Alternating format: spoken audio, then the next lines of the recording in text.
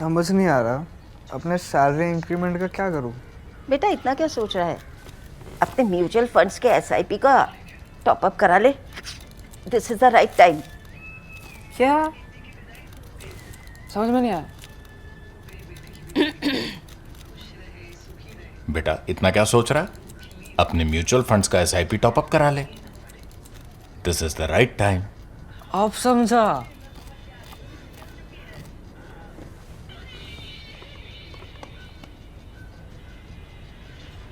Mutual fund investments are subject to market risks. Read all scheme related documents carefully. The neat blue typewritten manuscript from Forbes, Campbell and Company of Karachi arrived on the desk of Maharaja Pratap Singh of Kashmir, proposing an improbable adventure. The oldest corporate conglomerate in India, the grandees at Forbes were practical men, not given to allowing their imagination's excessive reign. Their company had grown cotton in Lyalpur, built railway lines that cut across Sindh and Mirpur, operated fleets out of Manchester, and served as bankers to the Imperial Government of Bombay, which later became the State Bank of India. Fantasies were not among their many lines of business. And yet, those single-spaced pages were precisely that, an almost magical proposal to create an impossible thing from iron and rock. From Jammu through Chenani and then over the windswept 2,382-meter Banihal Pass, Forbes, Campbell and Co.'s engineers proposed a 150-kilometer ropeway to haul timber and iron, live animals, fruits and vegetables over the mountains. Linked to a railway line that would then run from Srinagar to Shahabad in South Kashmir's Duru, the project would connect Kashmir's agrarian markets to the industrial powerhouses of India's plains. Like so many impossible ideas, it took a while, but the dream was realized last week when the first train linking Katra with Srinagar traversed the Chenab Bridge, hanging 359 meters over the raging waters below. The result all of this of 17 years of work led by the Indian Institute of Science Engineering professor G. Madhvilata. Geography, the engineers of the age of industry at Forbes and Campbell had taught Kashmir's rulers is not a fait accompli. Train lines, roads, tunnels, rivers can all be transformed to build new relationships between peoples and economies. From 1921 onwards, Maharaja Pratap Singh, Prime Minister Jawaharlal Nehru, his successors H.D. Deve Gowda, Inder Kumar Gujral, Atal Bihari Vajpayee and Manmohan Singh all contributed to the transformation of the geographic relationship Kashmir has with the rest of India. That's culminated in the triumph that Prime Minister Narendra Modi has now finally presided over. For most of the 19th century, the fastest way from Srinagar to Delhi was a rutted cart road over the Banihal Pass. I quote, "This route is reserved by His Highness the Maharaja of Jammu and Kashmir, and no visitor can travel this way without his express permission," sourly recorded Pratap Singh's advisor, Major General Raoul the Marquis of Bobel. When the letter is given, the traveller should arrange for the through transport of his camp and baggage from Jammu to Islamabad, which was the name then used for Anantnag. Otherwise, much trouble and difficulty may be felt, the local coolies frequently putting down their loads on the roadside and running away. This, of course, ought to have been no surprise to any traveller. The labourers were, after all, pretty much slaves, forced to labour for the crown for parts of the year. A number of other ambitious railway projects were brought to the table in the late 19th century, but without success. S.R. Scott Stratton and Company proposed in 1898 to conduct surveys and execute a project. Engineer D.A. Adams proposed a separate method using electric engines, but was thought infeasible because of the elevations he planned to traverse. And in 1902, W.J. Waitman suggested building an alternate railway line along the Jhelum River. The First World War, though, put an end to all these explorations. For the most part, passengers and goods from the Kashmir Valley used the metalled and well-bridged road running through Patan and Baramulla and through Kohala to the town of Jhelum in northern Punjab. The route was designed and delivered by Charles Spedding and his company Spedding & Co., who also built a road through the mountains linking Srinagar to the monarchy's very furthest outpost in Gilgit. The Baramulla Jhelum Road, American explorer Ellsworth Huntington reported in 1906, was the only one capable of bearing any wheeled traffic. He wrote, "The roads are terrible, and as outside traffic is largely shut out by the mountain, beasts of burden are rare, and wheeled vehicles are practically confined to the single new thoroughfare down the Jhelum. The traffic is carried on in boats, the loads usually being carried for short distances on men's backs." You might ask, why was this so? Why no big roads? Through earlier centuries, the historian Parvez Ahmad writes, Kashmir's trade relations focused on markets in Central Asia, such as Samarkand, Kashgar, Bukhara, Khorasan, and Yarkand. The Mughal invasion of 1586 led to the formation of linkages between Kashmiri traders and markets in the plains of Punjab and beyond. The brief period of Afghan rule from 1753 to 1819, though, saw this trade largely collapse. However, the rise of the Dogra monarchy in 1819 led to further evolution in trade with the plains. Led by the Kashmiri Pandit Lakshman Ju Tikku, the very first qualified engineer in the state, the Maharaja also decided to develop the Banihal cart road as a commercial axis instead of just a royal passageway. This project included a tunnel at Banihal, which reduced some of the road's worst vulnerabilities to weather and made it possible for trucks to cross the pass into Jammu and onto Pathankot. There is no evidence in the historical record that the Maharaja had strategic considerations on his mind, but the Dogra state now had a second highway curling through its territories, and that, as we'll see, was to prove pretty fateful.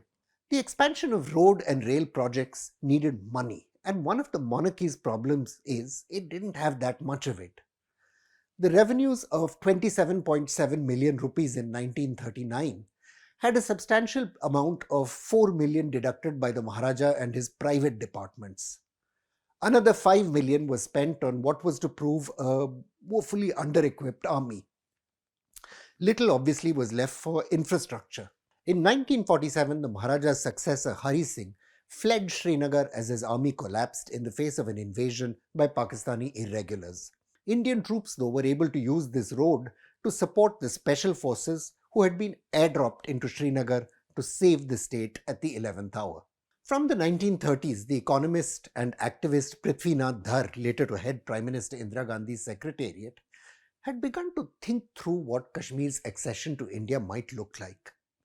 He realized that it was about economics and logistics, not any vague sentiment. The one possible rail line, he wrote in a 1951 note, would have been through Banihal, as the Forbes, Campbell and Co. report had made clear. He wrote, "Thus, if Kashmir develops her railway communications, a much closer integration with India will be possible, and Kashmir's comparative isolation brought about by the high mountain ranges of the Himalayas broken." The technology and resources of the time, though, meant a project of this kind just wasn't feasible. The government focused instead on boring a new tunnel at Banihal to replace Lakshman Ju's old one. That work was finally completed in 1956. The Indian Army also invested in upgrading the cart road to one that could meet the needs of the giant logistical chain leading up to what was then called the ceasefire line. Even more important, though, was Dhar's revelation that the severance of trade links with Punjab, or rather Pakistani Punjab, would have few consequences if these alternate routes were available. Trade through hubs like Lahore, which had fallen into Pakistan, rose both in volume and value from just some 40,400 rupees in 1900-1901 to 1.5 million rupees in 1925-1926. This trade was composed mainly of finished cotton, dyes, gunny bags, liquor, metal, oils, grain, tea and tobacco coming from the plains. To Punjab, Kashmir sent live animals, timber, herbal drugs, fruits, vegetables, pulses, hides and skins, as well as opium and charas, which were then traded perfectly legally. For Dhar, it seemed that the agricultural economy of Kashmir and the industrial economy of India complemented each other perfectly. Much of what Kashmir needed was just being routed through Punjab, not actually being made over there. Linking Kashmir to the broader Indian market would yield substantial profits for its farmers too. All that was needed was a secure logistical system. Kashmir had to be related to India with iron and concrete, not just soldiers and bullets. The idea of a railroad, though, never quite went away despite the road. In this, there was a remarkable strategic coherence in Indian thought that cut across successive governments. Prime Minister H.D. Devegowda laid a foundation stone for the railway in 1996, in years when it seemed impossible to assemble workers and protect them from terrorist assault.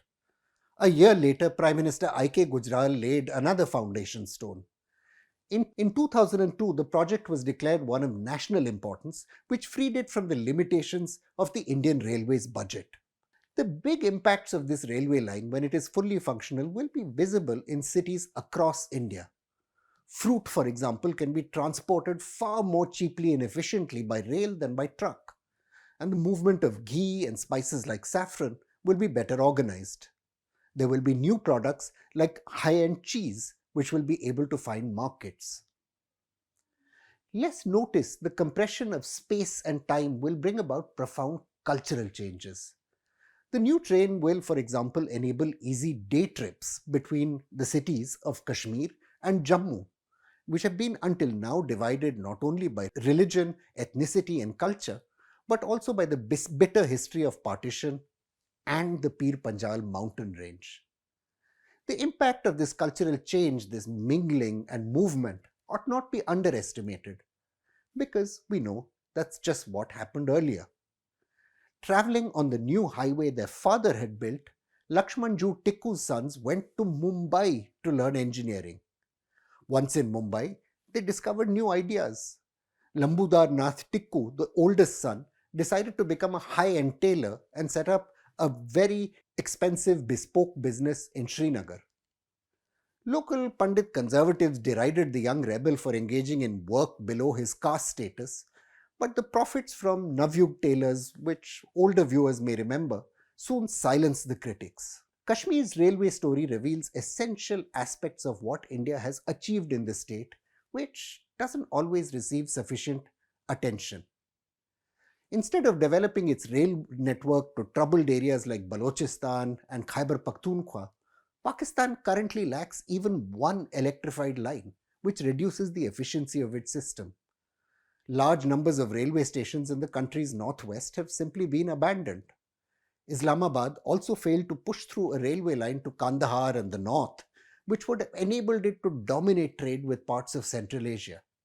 The war India really needs to win is to make Kashmir's people secure, prosperous partners in the project of India.